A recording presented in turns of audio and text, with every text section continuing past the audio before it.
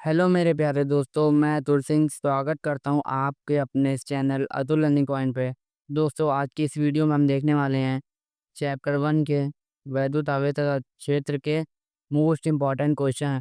मैं आगे आने वाले वीडियो में आपको chapter wise most important question कराऊंगा जो आपको अपनी परीक्षा के लिए मोस्ट इम्पॉर्टेंट है और आपको ये परीक्षा में अवश्य देखने को मिलेंगे। तो प्लीज़, अगर आपने अभी तक इस वीडियो को लाइक और चैनल को सब्सक्राइब नहीं किया है तो प्लीज़ कर लीजिए ताकि आने वाली ऐसे ही और इम्पोर्टेंट वीडियो आपसे मिस ना हो। तो चलिए देखते हैं हमारा पहला टॉपिक, कूलाम का नियम। इस चैप्टर का पहला मोस्ट इम्पॉर्टेंट टॉपिक है कूलाम का नियम। कूलाम का नियम क्या होता है? दो स्थिर बिंदु आवेशों के बीच लगने वाला आकर्षण अथवा प्रतिकर्षण बल आवेशों के गुणनफल के अनुक्रमानुपाती तथा उनके बीच की दूरी के वर्ग के व्युत्क्रमानुपाती होता है। माना दो आवेश Q1 Q2 हैं और एक दूसरे से r दूरी पर रखे हैं और उनके बीच लगने वाला आकर्षण अथवा प्रतिकर्षण बल F है। तो F डायरेक्टली प्रोपोर्शनल होगा Q1 Q2, यानी कि उनके आवेशों के गुणनफल के अनुक्रमानुपाती होता है और उनके बीच लगने वाला आकर्षण अथवा प्रतिकर्षण बल यानी कि F उनकी बीच की दूरी के वर्ग के व्युत्क्रमानुपाती होता है। इसको समीकरण 1, इसको समीकरण 2 मान लिए। अब समीकरण 1 तथा 2 से जब समीकरण 1 तथा 2 को जब सम्मिलित करेंगे तो S is directly proportional to Q1 Q2 आ जाएगा। F is directly proportional to Q1 Q2 upon R square आ जाएगा। अब जब प्रोपोर्शनल का साइन हटाते हैं तो कांस्टेंट के लगता है, तो एफ इज इक्वल टू के Q1 Q2 upon R square होगा, जहाँ के एक कांस्टेंट है। तो फाइनल हमारा फॉर्मूला बन जाएगा F is equal to 1/4 pi epsilon naught Q1 Q2 upon R square. यहाँ के की जगह 1/4 पाई एप्सिलॉन नॉट लिख दिया गया है। अब देख लेते हैं 1/4 पाई एप्सिलॉन नॉट की वैल्यू क्या होती है। 1/4 पाई एप्सिलॉन नॉट की वैल्यू होती है 9 × 10⁻⁹ न्यूटन मीटर स्क्वायर प्रति कूलाम स्क्वायर।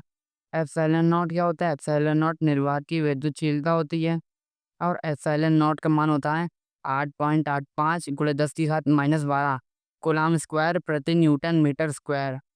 एप्सिलॉन नॉट का विमी सूत्र क्या होता है? M-1 L-3 T4A2। ये छोटी छोटी पॉइंट्स ऑब्जेक्टिव में अक्सर 1-2 नंबर के पूछ लिए जाते हैं। तो आपको इसको भी ध्यान रखना है। अब चलिए देखते हैं अगला। अगला है विद्युत क्षेत्र की तीव्रता। विद्युत क्षेत्र की तीव्रता एकांक धन परिचय आवेश पर लगने वाले बल को विद्युत क्षेत्र की तीव्रता कहते हैं। इसे ई से प्रदर्शित करते हैं। इसका फॉर्मूला होता है E is equal to F upon Q, यानी कि ई बराबर एफ अपॉन क्यू। ई क्या है? ई वैद्युत क्षेत्र की तीव्रता है और एफ बल है और क्यू नॉट क्या है? क्यू नॉट धन परीक्षण आवेश है। अब इसका मात्रक देख लेते हैं। मात्रक होता है न्यूटन प्रति कूलाम या फिर एन अपॉन सी। न्यूटन को एन से रिप्रेजेंट करते हैं और कूलाम को सी से। इसकी विमा होती है M-L-T-3A-1, क्योंकि एफ अपॉन क्यू होता है तो ये बल की विमा है और ये आवेश की विमा है। इसको भाग किया गया है तो विद्युत क्षेत्र की विमा निकल आई। राशि विद्युत क्षेत्र की तीव्रता एक सदिश राशि होती है और इसको सदिश रूप में लिखा जाए तो ई वेक्टर बराबर F vector upon Q not हो जाएगा। वैद्युत द्विध्रुव। अब देखते हैं वैद्युत द्विध्रुव क्या होता है। दो समान परिमाण तथा विपरीत प्रकार के आवेशों को एक दूसरे से अल्पतन दूरी पर रखने से जो संरचना बनती है उसे वैद्युत द्विध्रुव कहते हैं। जैसे कि ये एक प्लस क्यू आवेश है और माइनस क्यू आवेश है, एक दूसरे से 12 दूरी पर रखे गए हैं, तो एक वैद्युत द्विध्रुव है। अब वैद्युत द्विध्रुव आघूर्ण देख लेते हैं क्या होता है। वैद्युत द्विध्रुव आघूर्ण दोनों आवेशों में से कोई एक आवेश तथा उनकी बीच की दूरी के गुणनफल को वैद्युत द्विध्रुव आघूर्ण कहते हैं। इसे पी से प्रदर्शित करते हैं। इन दोनों में से कोई एक आवेश ले लिए जिसका अंक दे दिए क्यू और इनके बीच की दूरी 12 है, तो यहाँ लिख दिए 12 और वैद्युत द्विध्रुव आघूर्ण को पी से प्रदर्शित करते हैं तो पी बराबर हो जाएगा क्यू गुणे 12। अब इसका मात्रक देख लेते हैं। वैद्युत द्विध्रुव आघूर्ण का मात्रक क्या होता है? वैद्युत ध्रुव वैद्युत द्विध्रुव आघूर्ण का मात्रक होता है कूलाम मीटर, या डिवाई भी इसको इसके मात्रक को डिवाई से भी प्रदर्शित करते हैं। विमा विमा होती है LTA। ये एक ट्रिक है लता, आप इसको ऐसे याद कर सकते हैं। बाकी ये क्यू की विमा है, ये एल की विमा है, तो उनके गुणनफल से वैद्युत द्विध्रुव आघूर्ण की विमा हुए। अब देख लेते हैं गॉस की प्रमेय। गॉस की प्रमेय देख लेते हैं। किसी बंद पृष्ठ से संबद्ध वैद्युत फ्लक्स का मान उस पृष्ठ से संबद्ध कुल आवेश का 1/ε0 गुना होता है। फाई नॉट बराबर क्यू अपॉन एप्सिलॉन नॉट होता है। क्यू क्या है? आवेश है। एप्सिलॉन नॉट क्या है? निर्वात की विद्युतशीलता। चलिए अब देखते हैं गॉस की प्रमेय का निगमन यानी कि प्रूफ, जो पेपर में हर साल 3 या फिर 5 नंबर में पूछा जाता है। सबसे पहले आप इस डायग्राम को समझिए।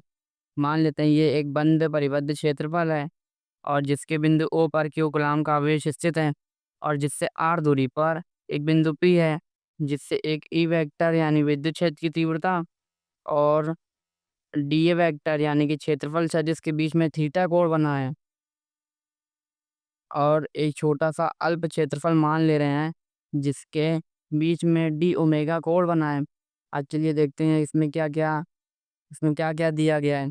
सबसे पहले आप लिखेंगे, माना कोई बंद पृष्ठ जिसके अंदर बिंदु ओ पर क्यू कूलम्ब का आवेश स्थित है, बिंदु ओ पर क्यू कूलम्ब का आवेश स्थित है और जिससे आर दूरी पर बिंदु पी पर एक वैद्युत क्षेत्र की तीव्रता और जिससे बिंदु पी पर एक ई वैद्युत क्षेत्र की तीव्रता है।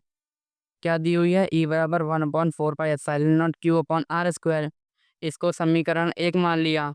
अब बिंदु पी पर एक सूक्ष्म क्षेत्रफल अवयव डीए लिया और बिंदु पी पर एक सूक्ष्म क्षेत्रफल अवयव डीए लिया जिसका क्षेत्रफल बिंदु पी पर विद्युत क्षेत्र ई के साथ थीटा कोण बनाता है और जिसका क्षेत्रफल यानी कि डीए विद्युत क्षेत्र ई के साथ थीटा कोण बनाता है।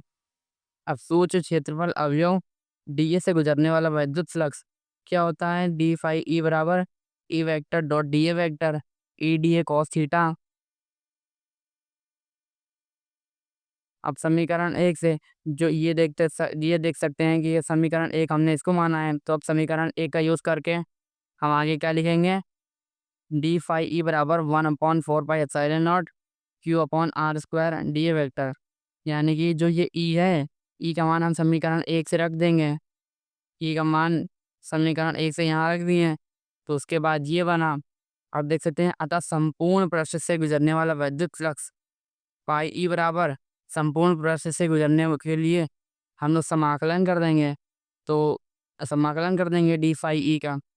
तो डी फाई का मान इसमें से उठाकर हम यहाँ रख देंगे डी फाई का मान। तो आप देख सकते हैं 1/4πε0 Q upon R square D A cos theta. अब क्यू अपॉन 4πε0 कांस्टेंट था इसलिए इसको बाहर कर दिए हैं। D A cos theta upon R square, ये कांस्टेंट नहीं था इसलिए इसका समाकलन अंदर ही हम रहने दिए। अब D A cos theta R square क्या है? D A cos theta R square सूक्ष्म क्षेत्रफल द्वारा केंद्र ओ पर बना घनकोण है। आप देख सकते हैं सूक्ष्म क्षेत्रफल द्वारा केंद्र ओ पर बना घनकोण है यानी कि डी ओमेगा। इसलिए इसकी डायरेक्ट वैल्यू हम डी ओमेगा रख देते हैं। डी ओमेगा रख दिया और डी फाई ई बराबर क्यू अपॉन 4πε और जब डी ओमेगा का जब हम समाकलन करेंगे तो तो आप इसको ध्यान रखना, डी ओमेगा का जब हम समाकलन करते हैं तो हमेशा 4 पाई आता है। तो इस 4 पाई से ये 4 पाई कट जाएगा, तो हमारा फाइनल आंसर आ जाएगा डी फाई बराबर क्यू अपॉन एप्सिलॉन नॉट। यही गॉस की प्रमेय है। आप देख सकते हैं कि कितना आसान है।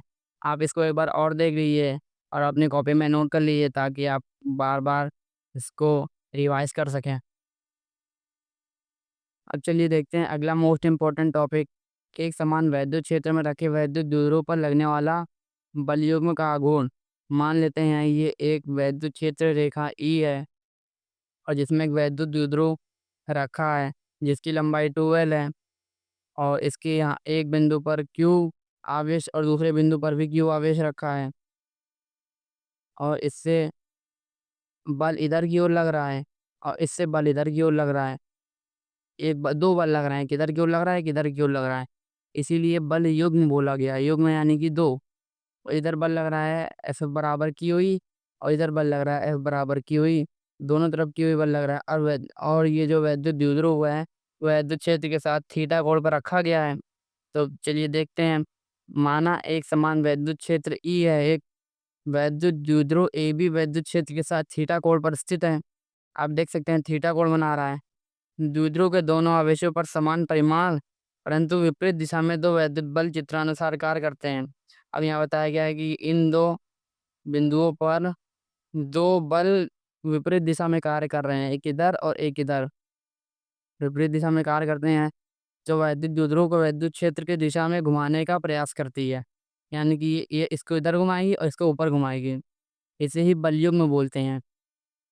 आप देख सकते हैं, इसे बलयुग्म बोलते हैं। अतः द्विध्रुव पर कार्यरत बलयुग्म का बलाघूर्ण टाउ, बलयुग्म का बलाघूर्ण को टाउ से प्रदर्शित करते हैं। टाउ क्या होता है? दोनों बलों में से कोई एक बल गुणे बलों के बीच की लंबवत दूरी। तो बल क्या होता है? टाउ का फॉर्मूला होता है एफ इंटू आर। टाउ का फॉर्मूला होता है एफ इंटू आर। एफ बराबर क्या होता है? एफ बराबर क्यू ई। और आर, आर आप देख सकते हैं,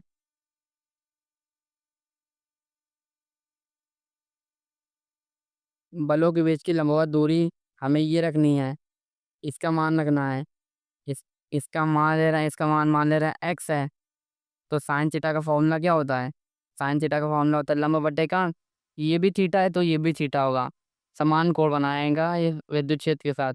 ये थीटा मान ले रहा है, साइन थीटा का फॉर्मूला होता है लंब बटे का। तो लंब क्या है? एक्स। और कर्ण क्या है? कर्ण क्या है? 2l। तो एक्स का मान क्या आ जाएगा? 2l sine theta.